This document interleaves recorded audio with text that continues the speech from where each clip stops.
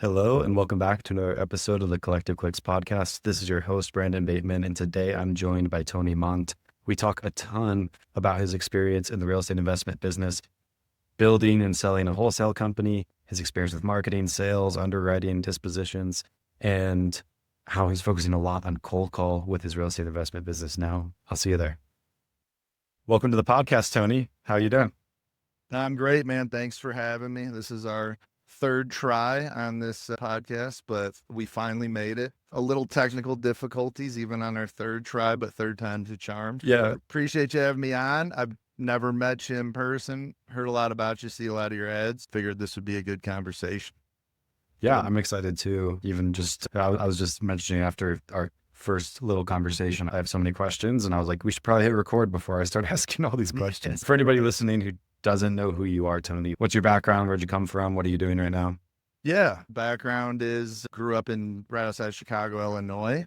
Swung a hammer for a lot of years. I worked construction back before the housing market crashed.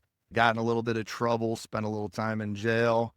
Got out right as the last hurrah of the housing boom, and then '08 hit, got laid off, got off of probation, and decided in end of 2008, I moved to California from Chicago and just restarted my life, started my entrepreneur journey back then. My first business was a bicycle business. I opened a small bicycle shop in Pacific Beach, San Diego, and then over 15 years grew that to 3 retail shops and a warehouse and distribution. I was direct importing from overseas and doing wholesaling on the bicycle side. Did really good during COVID, sold that business, and then I got into wholesaling early 2021. And I've been wholesaling real estate pretty much ever since, about 4.5 years. All right. There's a lot more than I knew about. So that's fascinating. How would you say, I'm curious, when you picture yourself like day to day right now, because there's most people listening to this right now, or at least from the standpoint of what they do on paper, doing the same thing as you do on a day to day basis. How would you say like your history, your background makes you approach that differently from how you feel a lot of those other people might do that? Interesting question. I think my background being through a lot of adversity and starting and scaling multiple businesses. I think at this point, I'm 42 years old right now, and I've built multi-million-dollar businesses. I've built businesses that failed.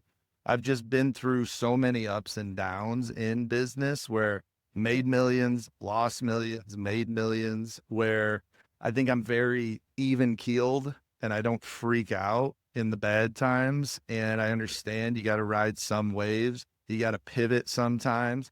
So I think everybody says, especially on my social media, when they see a recording of me with a seller on the phone or somebody upset over the phone, they're always like, man, you're so calm, you're so even keeled. And I don't know, I feel like my life, I've been through a lot, so I don't get overly excited about anything in a negative way.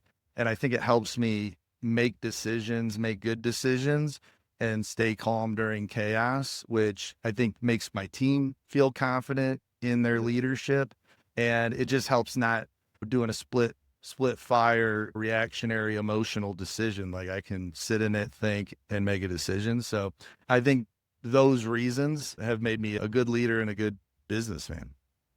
Yeah, I've thought about that a lot recently because I've noticed I've become a little bit more like that myself recently. Still probably not nearly as much as you, but it's funny how that comes with experience a little bit. And there's not a lot of great ways to get there. It's funny when you ask a lot of people like what they would have changed about what they did. They say, actually, I wouldn't really change a lot about my past. I would just change how I felt during it. And I would basically take that perspective you have today and feel that as like you're actually going through it. Like when that business failed, like it probably like really sucked.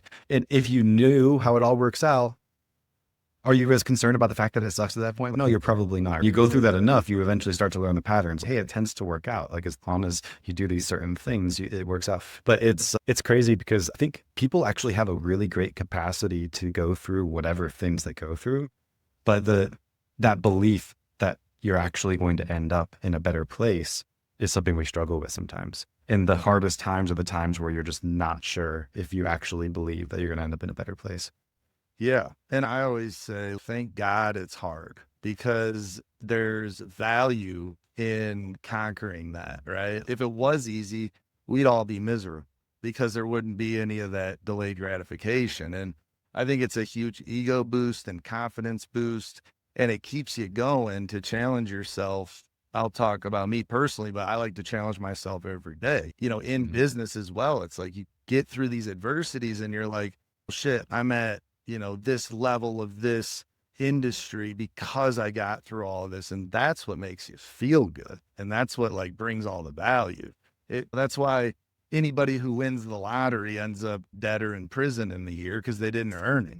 So I'm a-okay with earning what I have. I prefer it that way because I know that I can get through that adversity more so than most people. And it's not a coincidence that 99% of people quit and only 1% of people are in that upper echelon. It's just the people that don't quit. Yeah, yeah, that's a super, super fair point. It's interesting when you start thinking of like a business as like a vehicle for personal growth, not just a vehicle for like money or for everybody kind of starts it for different reasons. I feel like money is probably the most common one, but it's interesting because I thought about that because at some point, and I'm sure you've been here, like you mentioned that you had exited your business historically. At some point, you reach a level in business where you're like, hey, if I sold this company, I could actually like be pretty like decently off financially for a lot of my life. A lot of entrepreneurs end up getting to that point, right? And for me, that was kind of the point where I thought, started having to think about this a lot, where it's why am I working if in theory I don't need to? Yeah. And that's when like it's interesting because you can work from the place of wanting to develop and wanting to grow yourself the entire time. Like it's fully possible to do that. But I think for a lot of people, you have to win one game to then realize how important the other game is to you. Yeah. Yeah. No, sorry if I cut you off, but it's just an interesting point because I think maybe when we don't have anything, we think, hey, or we have a job and we haven't started our own thing. It's, man, I'm going to build a business. I'm going to build a business so I can make my own hours and sell it and end up retiring early or whatever it is, buy your time back. But the same person that's so driven to work so hard and work so many hours and build businesses and get through all this adversity is not the same person that's just going to turn that switch off and just sell a business and just relax. And it is like this rock and a hard place. It's like, where does the obsession with building stuff and progressing end where it doesn't get unhealthy? But I would never want to stop doing something that I love doing and I find so much value in. So it's, yeah, you're right. There's been times in my life where I'm like, all right, that chapter's done. Should I just take a year off and go mountain biking and travel in my RV? And I have that thought for about a second and then it starts giving me anxiety. And then I'm like, no, I got to go start something new. I got to do something. I got to build something. I need a team around me to lead. I need to coach people and teach people. And I just find a tremendous amount of value there. It's 20 years from now, am I going to be working 60, 70-hour weeks? Probably not. Right now, while I have the energy, I just love doing it. I love what I do. So I'm going to keep doing it. Yeah. I had a conversation once with an employee of mine that partially through my own was operating like every day from a place of fear. Just really, I'm sure you've been, I feel like most people have been there at some point or another. I certainly have where you just, every day you feel like I have to do this, not I get to do this.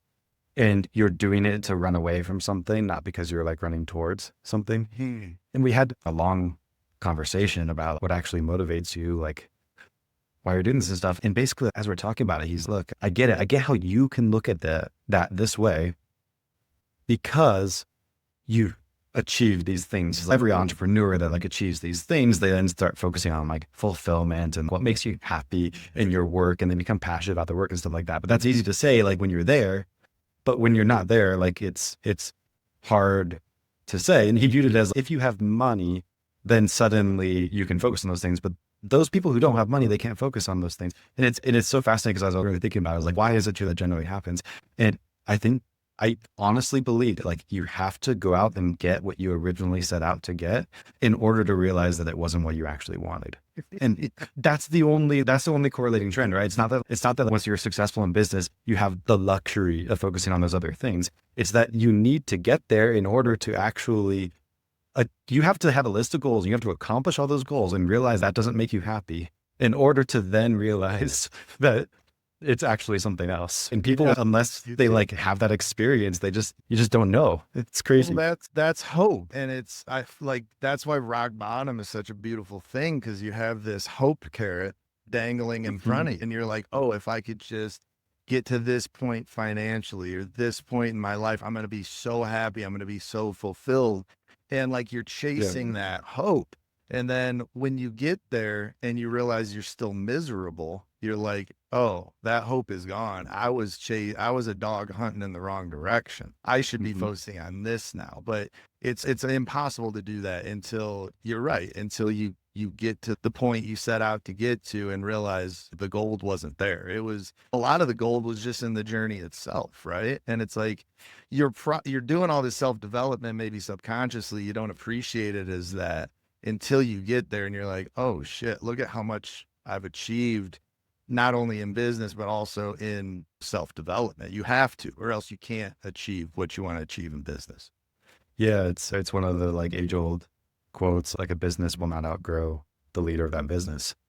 Yeah. You know? Exactly. So it's, if you're going to grow, like you'll be forced to develop some way or another, Yeah, which I think is like the single coolest thing about business. And really just growth. Like it doesn't have to be a business. Like you don't have to be an entrepreneur to experience this. Like the same thing's true. I've seen it with people on my team, as I'm sure you have, as they grow through different levels in the organization. And I'm not a believer that like the only way to grow an organization is like up in the org chart. This also means like leveling up with the same role they had before, but now they're doing it on a significantly better level. It's crazy when you first approach, like when I first approached work, when I was like a 14-year-old getting a job, it was like, okay, the goal of work is to get money out of it and hopefully it's not too hard. And it's funny how it changes. And you're like, actually, over time, you think like the harder it is, the more like exactly like you were saying before, like it's the hard that makes it worth it. But it's super cool, like seeing people in the organization, like if they are to level up, like their output, their skills, et cetera, like they have to level up themselves. Like it's, you cannot do one without doing the other. It's just cool because it's like the byproduct is actually what everybody's looking for. They just don't realize it. And I think it holds me accountable as a leader too. When it's like, hey, the people on my team come because I'm here, and it's everybody I've hired on the team has come off of social media. So it's if they're coming here to be led by me and learn from me and believe that I can get them to whatever level they're trying to get to, that I can't have them outgrow me. I got to constantly stay consistent with this growth because the biggest accountability I have is my team, where it's like, I cannot let them down and I want to keep being a good example for them. So like when I wake up in the morning and I'm tired, it's 4. Oh, sorry, my headphones disconnected. All right. I got them back. Yeah. So you said when I wake up in the morning, the echo sounds like, Brandon, that was horrible. It's horrible. But yeah, there's days I wake up before 5 a.m. and I'm like, man, I would love to stay in bed another 2 hours before I go to work, but I like to get to the gym and post a picture of me in the gym every morning at 6 a.m. for the team in our group chat, so they know I'm out there getting it.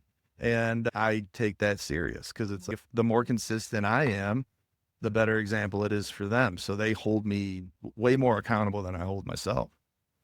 Yeah, it's awesome. I got out yesterday at 5:30 a.m. with a couple of people in my company who went to climb a mountain before work and snowboarded down. It was so fun. It's crazy.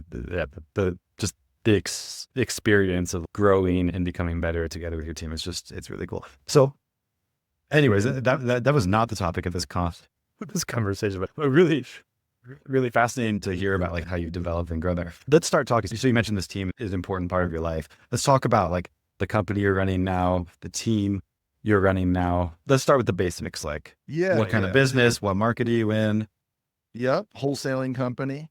I like to call it a real estate acquisition company because I don't like the term wholesaling. It's got a bad, dirty word to it. But yeah, so our real estate acquisition company, I have 4 closers on the phones. We started in May with this team, 4 acquisitions, 1 dispo. I have 3 dispo assistants that are VAs overseas and a TC. And I lead this entire team right now. We started in May. We've done about, I don't know, starting from scratch with 1 closer, and then a month later hired another one, and then a month later. So our newest closer's only been here maybe a month. So it's been a slow burn so I could make sure the people I'm hiring on my team are like focused on and can really grow. We've closed about 400 grand. We have another 200 set to close. In the first 6-ish months of closing deals, we should be at like a 500,000. We have big plans for next year now that this team is developed and consistently locking up deals. But yeah, I've been wholesaling since 2021. Out in North Carolina was our first office, and we ran that for 3 years and sold it, did almost 9 million in assignment fees in 3 years. And the plan is to scale this one now. It took about a year off of wholesaling and just focused on coaching and developing that side of that business, which I do a lot of. But now it's back on the grind. I never wanted to coach a business or be a mentor for somebody that I wasn't doing. So I decided this year that I needed a team and I needed to solve problems and I needed to be around it so I could still be sharp on coaching calls and continue to learn. And I'm so glad I did, because it does keep me accountable. It holds me to a standard that I want to be held to, that I am a good coach and mentor in this industry. And with this team, when I started this team, I didn't look at it as like starting a business and having this goal of this number. We got to be hitting this much revenue. I literally just went into this as, hey, I spend a lot of time coaching people. So the people I hire on my team, I'm just going to look at it as another person I'm coaching. And that's all I focus on, is I need to make this person as good as they can possibly be, and I need to make this person as good as they possibly can be. And I've found a lot of success and gratification in looking at my business that way, because I'm not coming in here stressing over numbers. I'm just coming in here like, how do I make this person really good? The end product's going to be contracts and revenue and all that. But I think we get distracted by the numbers sometimes. I know I have in the past, and making that the goal, and then made bad mistakes because of it. Focusing on this team and just literally coaching them to be the best has been a breath of fresh air for me walking in the door every morning. Yeah. Okay. I have so many questions. So like you said, let's back up a little bit. So you grew the real estate acquisitions company, which honestly I think is more accurate, because I never know what to call these people, because you don't just wholesale usually, all that stuff. So houses, we hold rental, we do everything. Yeah, but it all focuses around like a real estate acquisition kind of engine. So anyways, you grow this real estate acquisition company in North Carolina, I think you said. Yeah. And why'd you sell it? Because I wanted to move to Arizona, and we had a buyer for it. It was our sales manager, actually. We were ready to move, and we had to make a decision of, we're going to try and run this team remotely. Do we just move the entire business? Do we offer positions in Arizona to our team? Or we had an opportunity to sell it. So that's what we decided. And the goal wasn't to sell it, come out here and start another wholesale company. We really wanted to focus on coaching. But after I moved out here in Scottsdale, July of last year, so it's been a year and some change. And after all I did was coaching from July till December of last year, and I did feel like I was losing a step. And I did feel like I didn't want to be that coach that didn't also do the business. So that's when I made the decision this year of, I never want to be that person, and I want to stay sharp. So started this real estate acquisition company this year. And I love coaching, but to have something tangible like real estate and doing real estate deals does get my motor running, and I love doing them. And I love solving problems. And as we know, there's a lot of problems in real estate acquisitions. Yeah. Let's talk about the business in North Carolina. And the only reason I want to jump into this a little bit more is because for most people listening to this, they're probably like, oh, this guy sold a wholesale company. You don't hear about that very much because I think it's something talked about in the industry sometimes that more the long-term exit plan for a wholesale company is usually you get a bunch of rentals or something like that, or you move into the buy and hold type strategy. But as far as there's a lot of industries out there where you like, because you sold your bike shops, there's a bunch of industries where it's normal to have a lot of buyers for that type of business. And wholesale real estate is just not one of those. So tell me about like when you did consider like, obviously you considered all options and selling, it's the one that you went with. What did that look like? And if I'm someone listening to this where I'm like, oh, maybe I have a wholesale business about that same size and maybe I'd consider exiting that business. Is it like, what's the experience like? That kind of thing. Yeah. Yeah. All good. I think the reason there's not a lot of wholesale companies that sell is because there's just not a lot of wholesale companies. There's a lot of wholesalers, but there's not a lot of wholesale companies. Great distinction. It's a hard business to, I shouldn't say it's a hard business to get started. Most of this industry is one man bands. Like most of this industry is people that start off doing it where this is the first crack at business and they don't even have an LLC. They don't even have a CRM when they start. They start making dials from their bedroom. So I think that's the reason we don't hear about it very often, because a lot of hustlers get into this industry, which is great. It's a pretty low barrier of entry. We came into this industry, me and my partners, all having built and scaled multi-million-dollar companies. So we didn't get into wholesaling with no money and no experience. Like we started this as a business from Jump Street, where we had CRMs, we had software, we had an office, we started hiring, we had money for marketing.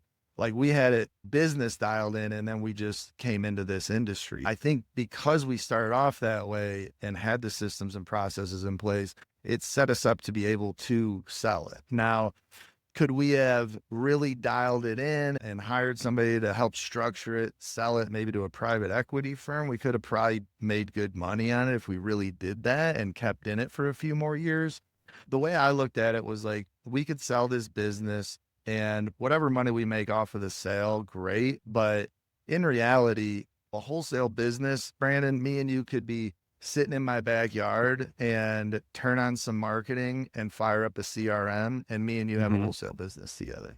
Sure. There is a ton of value in the leads, the systems, the processes, the pipeline. When we sold the business, we had almost, I think, 1.5 million in the pipeline. So like it was like a business in a box that we sold. So it had value there. The team was valuable. The office, everything was valuable. I don't know if anybody is going to be selling wholesale businesses. I think what you said was right, actually, Brandon, which is if you want to get started in real estate, this is a great way to do it. And once you get that active income and you're consistent with cash coming in, now you start flipping a house here and there. Now you start buying rental properties here and there. And then you're going to find your lane in real estate as a real estate investor. But I do think it starts with direct to seller marketing. And then you can figure out where your passion is for real estate after that, once you have an active income in it. Because now you have a conveyor belt of deals, obviously. So I think that's the better, more responsible path. Telling an audience is get this down, and then you can do anything in real estate and make as much money as you want. Oh, no, super fair. So another question I have about the experience. So I've been building my company for 7 or 8 years now. When I started out, I was that person you're talking about, no money, no experience, like first crack at business. I didn't even have a real job. Like outside of like my most like serious job I had before I started this business was bagging groceries at a grocery store.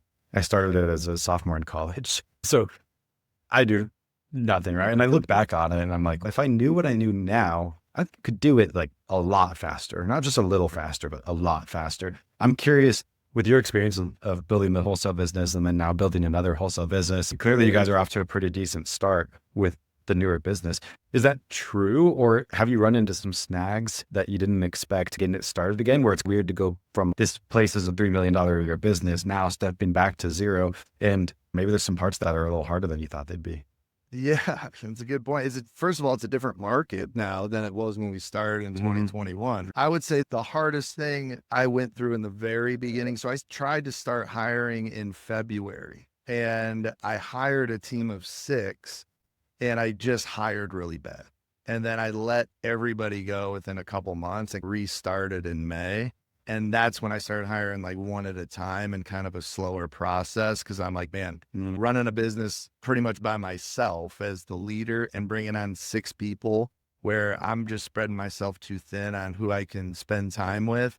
So that's when my mind switched to, okay, I can't start where I left off at my last business that was established and there was leaders in place and I had business partners.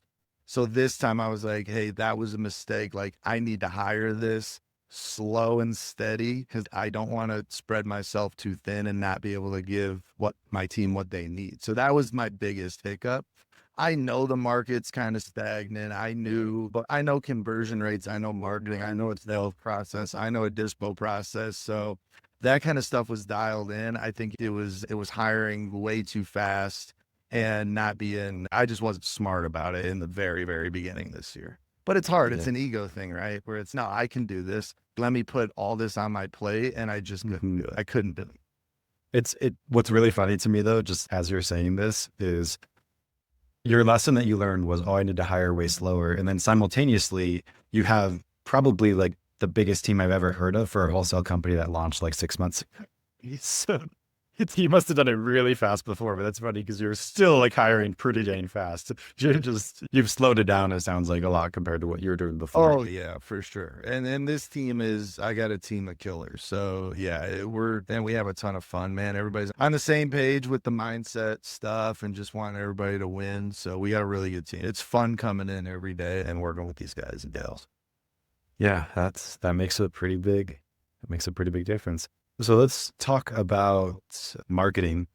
One thing that you just brought up casually before we started recording here is that you're exclusively doing cold call in your business right now, which kind of threw up a flag in my brain as this is unusual. Like, I want to dig more into this. So yeah, let's talk about marketing, like how you do it. Obviously, you talked about how you feel like your understanding of marketing and conversion and how to run the sales process based on marketing, all that kind of stuff is relatively dialed. So you could broaden that scope a little bit, but I'm a little curious to hear about the decision to go all in on cold call when right now so for your context, Tony, we recently did a survey of investors.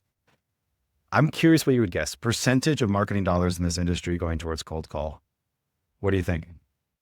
Because you phrased it that way, it's going to sound like, You already know it's going to be like a little different than you expect. yeah. So I'm going to say 30%. Okay, 3% right Holy now. That's in a survey of 100 investors nationwide. 3% of their marketing dollars in total were going towards cold call, which Wow. is low. And the thing is, we just started this survey thing. I don't have data from like several years ago, but I can only imagine the number must have been so much higher. Just anecdotally, like everybody was cold calling, everybody was doing a lot of it. And it feels like if you look at the top channels right now in the industry, it's PPC, direct mail, TV, PPL. It's all those like kind of core 4 inbound channels that's making up most people's marketing. And then the text and the cold call have kind of shrunk in size in comparison. So that said, you're unique. So let's talk about that. Why is it that all these people are saying, oh no, cold call, I'm not going to do cold call anymore. They're diving into these inbound channels and then you're actually doubling down. If I can be blunt, I just think people are lazy. And I think they hear conversion rates on cold calling from probably bad sources. And they're like, shit, I don't want 40 leads to a contract. I want 8 leads to a contract. So I'm going to spend the money and I'm going to do this. I could pull up my CRM right now. Last month, we were at 12.9 leads to a contract on our cold call. Wow. Which is an anomaly. That's not usual, but we are always in the low 20s to like mid 20s on cold call leads. And we've never been like more than like 30 over the last 4.5 years. But for some reason, last month we did hit right below 13 leads to a contract. So I think if I'm starting a team or I'm starting in this business, I want to start with cold calling because like my team, if they can do 13 leads to a contract with cold call leads, like imagine if I turn on PPC now, they'll be locking up every single call. So I think it's like one of those things. If you start a team, if you're building a business, right, and you start a team off on PPC, you'll never be able to give them anything else. If you give a PPC team that's been running PPC for a year, you try cold calling leads with them, good luck. You're going to be throwing money out the window. But if you can take your good closers on your team that can crank out cold call leads, imagine what they'll do with inbound leads. So that's the way I look at it. If you can get good with cold call leads, you're going to be a absolute savage with any other marketing. Yeah. Oh, no, I love that. And one thing that I actually think is really important for just the salespeople overall is like everybody kind of needs a growth path. They need to see how they're going to like level up over time. And with sales, it's hard because you just pay commission, right? So your plan for them to level up is basically just sell more. And so there's a lot of truth to the fact that you can build a better career for somebody if you can gradually increase the quality of the leads that they get over the course of their time working with you. It gives a natural comp progression plan. It focuses like their efforts on the right thing. So those numbers are really impressive. Let me share with you what I used to say and what I say now and how it's changed. And I'm really interested for you to kind of tear it apart because we sometimes get people coming to us that just aren't ready for PPC because this is the difficult reality of PPC or SEO marketing. If I'm just trying to do like my first deal, SEO's awesome if I'm willing to wait like at least a year to do that deal. Okay, SEO is out of the question. It just takes too much time. Yes. PPC, okay, maybe it's a little bit more in question, but you and I both know you're maybe at least $5,000 a month on PPC. And it's not like at $5,000 a month, you're going to be rolling in leads. No, it's going to feel possibly like a trickle of leads. Like it's going to be less leads than one acquisitions manager would manage for sure. If you're just doing this full time, it's not going to be enough leads for you. So what I used to tell people is when you're just starting out in this business, PPC is probably just a little bit expensive. And here's how I saw PPC versus cold call.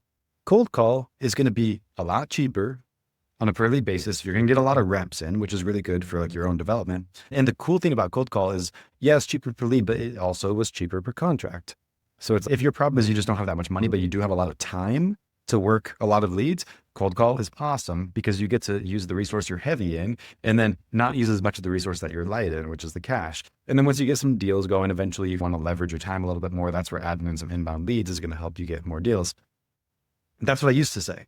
And then I got our survey results. Our survey results show 3% of budget on cold call. The budget that's spent on cold call on average at a 2x return on investment is what we got through the survey.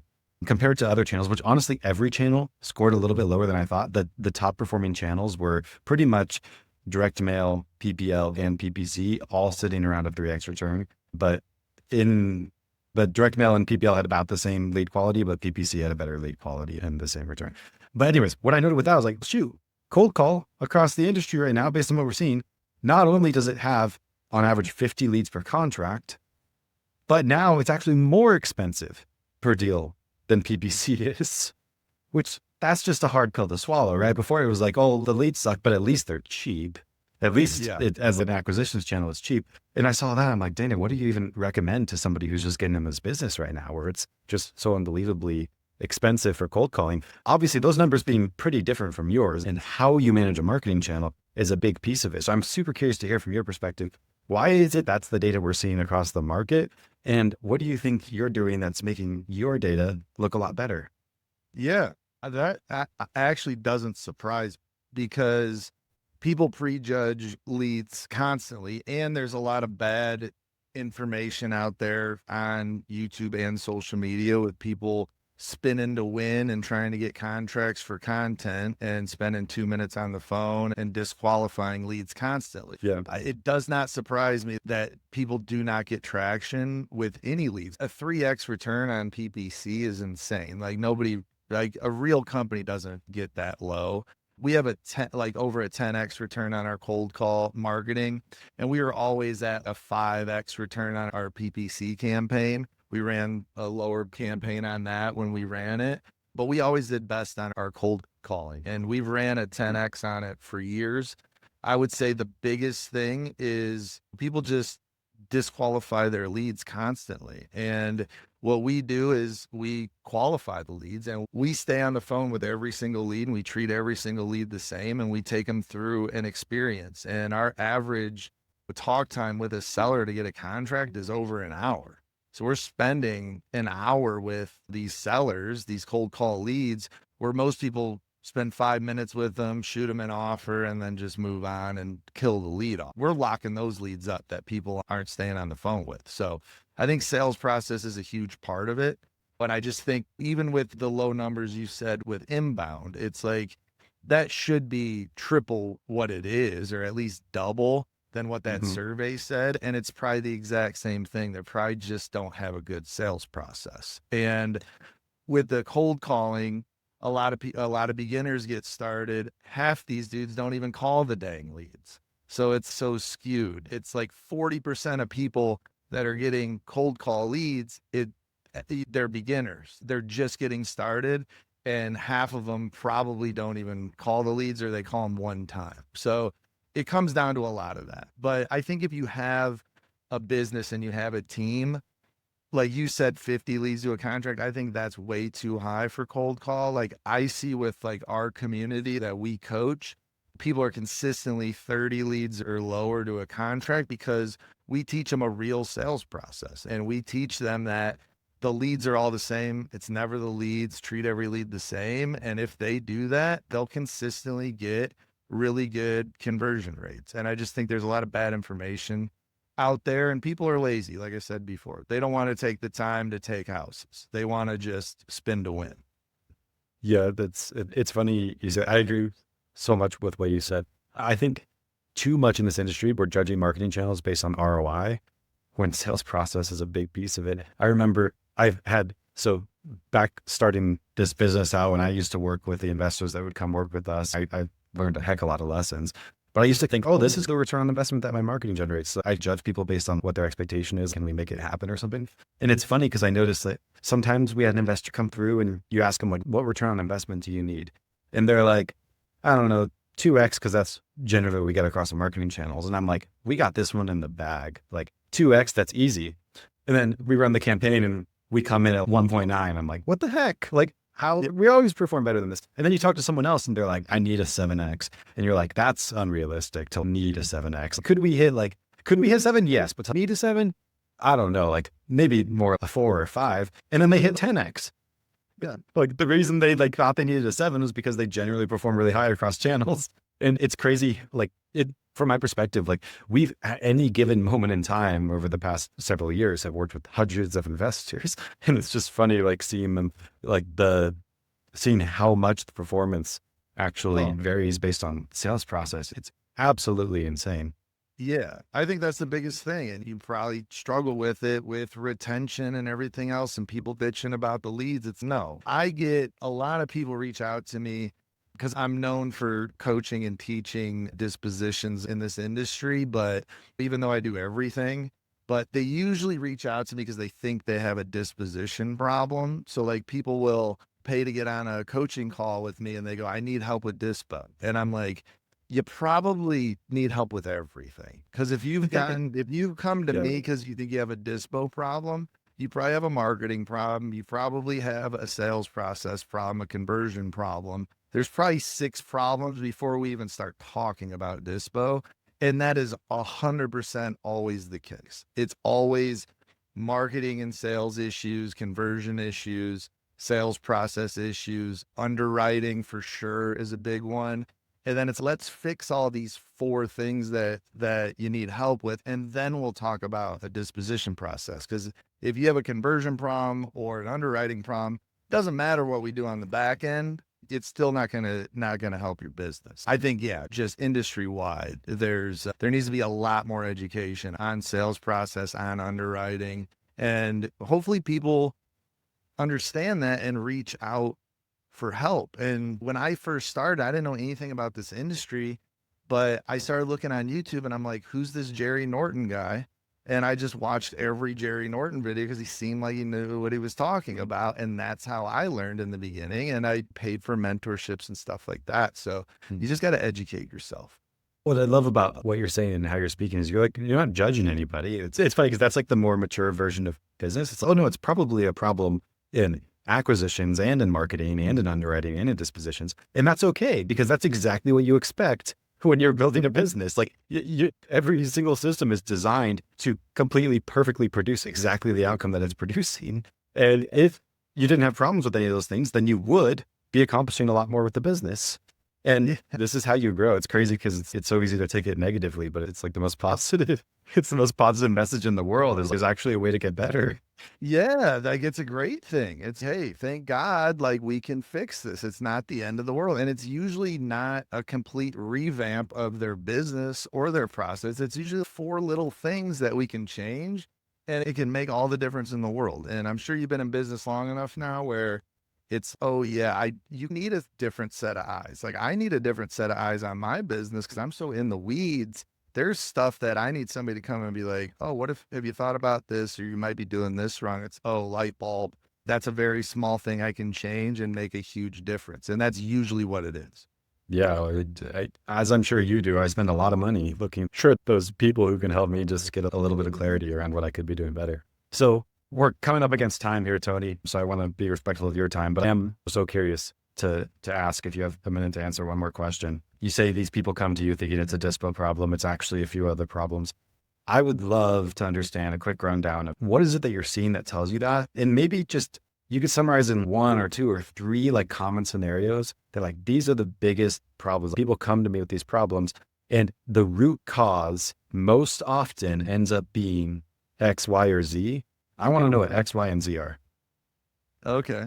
I'm going to just quickly say each part of the business. Like when it comes to marketing, like when a company or an individual comes to me, I love to just see what are their leads coming in, like how much are they spending in each market that they're in, each lead source and then what is getting locked up and what is getting closed. Because so many people will come to me and be like, yeah, I need help with this or that. And I look and I'm like, you've spent $12,000 a month in Jacksonville, Florida. I'm just making this up, but this is a real situation. You're spending $12,000 a month in Jacksonville, Florida, and you're only getting one contract in Jacksonville every 6 weeks. So like you're spending the same amount in Jacksonville, North Carolina, and you're 10xing your ad spend. So it's like there's that shift that people don't even look at their data. They don't even see where they're spending their money on marketing and where their return is. And I believe they're wasting a lot of money where it's like, why not shift this money where you're only making a 2x return and put it in the marketing or the market where you're making all the money? So that is always something that I see in businesses. The next thing is a sales process and disqualifying leads. And what I love to do is just listen to one recording of whoever is acquisitions on the phones talking to sellers. And I can tell within one recording how they're treating these leads and how they're bringing them through a sales process. And usually there's a lot that can be changed in that and following a script. And then on the back end on dispositions, I'll lump in underwriting and dispo in the same kind of breakdown where I think the industry has taught underwriting for wholesaling and underwriting for acquisitions completely wrong. I think just going off a ARV times 0.75 minus repairs, all that shit. I think that's just, it's not true data because we're trying to find ARV like a needle in the haystack. We don't know what percentage our buyers are buying at in any particular market. Usually we're guessing on a rehab cost, right? Like we're guessing. And by the time we get to our offer, we could be $20,000 off and we wouldn't even know it because we're not looking at data. We're trying to find one number, which is this needle in the haystack ARV, and then working our way backwards from there with guessing. So I like to teach underwriting by just looking at the data. And if we're buying a property for a fix and flipper, like what are they paying price per square foot before they flip all these houses? Let's dig into the data and see like all these houses that were flipped. What did the buyer pay for them before he flipped them? What are the cash buys going for? We look at prop stream. And then when it comes to rentals, what's the return these buy and hold investors want in this market? You can see what they're paying for properties and what they're renting for and what the condition is. And you can do a quick calculation of, hey, there's a 1.5% rural area. There's a 2% rural area. But I think people don't really dig into that data. They just want to have a quick formula or punch something in a calculator. It's like, why not just look at the data that's out there? It's easy. It's free on Zillow. You just look at all the flips listed, all the flips that sold in the last 6 months, and look at the price history and what these investors are paying for them. Because whether a property is a 1980 build, say you got two properties, both 1980, one was never updated, one was updated in 1990. If a flipper buys either one of those houses, the rehab cost is going to be the same, because whether it looks like 1995 or 1980, they're going to have to replace everything inside anyway. Rehab cost is irrelevant. What are they paying for these properties before they flip them? I think is the correct way to underwrite the real data. And then in the dispositions process, like, we're just pulling the right data, and we're pulling all that cash buyer data. We're pulling all the listing agents that ever listed a flip because they're attached to the investor. We're pulling all the buyer's agents that were attached to a cash buy, all the property management companies. We're pulling such a big data set, and we're ripping the phones on that data for 2 full days.